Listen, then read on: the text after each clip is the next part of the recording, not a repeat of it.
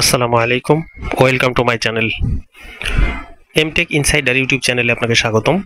বন্ধুরা, আমরা বিভিন্ন প্রয়োজনে বিভিন্ন সময় জার্নি করে থাকি। হতে পারে বাস, হতে পারে লঞ্চ, অথবা হতে পারে কার, অথবা ট্রেন।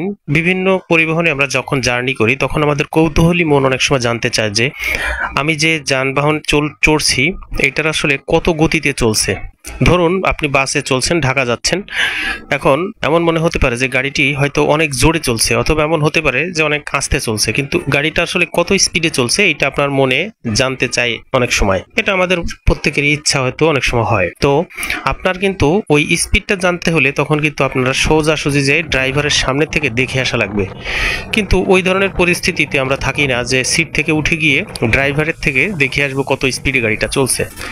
তো আমাদের বর্তমান অনলাইনের যুগে আমাদের হাতে থাকা স্মার্টফোন দিয়ে খুব সহজেই আমরা জানতে পারি যে আমাদের এই গাড়িটি কত স্পিডে চলছে, আমাদের বাসটি আসলে কতটুকু গতিতে চলছে। তো এই বিষয়টা জানার জন্য আমরা খুব সহজেই এই বিষয়টা জানতে পারি। তো চলুন কিভাবে আমরা এই বিষয়টা জানতে পারি সেই বিষয়টা একটু দেখে নেই। আচ্ছা, এর জন্য সর্বপ্রথমে আমরা গুগল সার্চ ব্রাউজারে গিয়ে এইখানে লিখবো হচ্ছে জিপিএস কার, এরপরে হচ্ছে স্পিড টেস্ট। আচ্ছা, জিপিএস কার স্পিড টেস্ট লিখলে সর্বপ্রথম যে ওয়েবসাইটটা আসবে এটা ওপেন করে আমরা এখানে ওইটার ভিতরে প্রবেশ করলে এরকম একটা ইন্টারফেস দেখতে পাবো।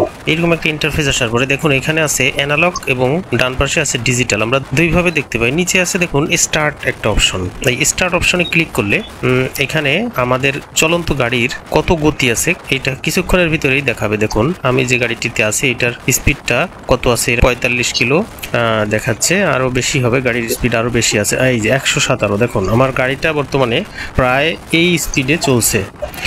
আবার গতিটা কিছুটা কমে আসছে, 87, আবার 105। অর্থাৎ আমার গাড়িটার ফুল স্পিড এই 100-র উপর। আমার গাড়িটা এখন 81, অর্থাৎ 81 স্পিডে আমার গাড়িটি চলছে।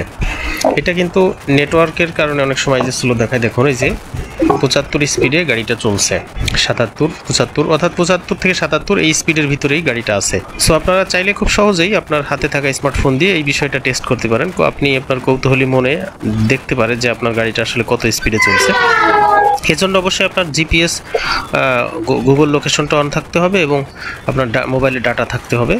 বাস, লঞ্চ অথবা ট্রেন যাই হোক, যে কোনো বাহনে, অথবা আপনি সাইকেলেই হোক, যাতেই হোক, আপনি আপনার স্পিড কত স্পিডে চলছে সেটা খুব সহজেই জানতে পারবেন।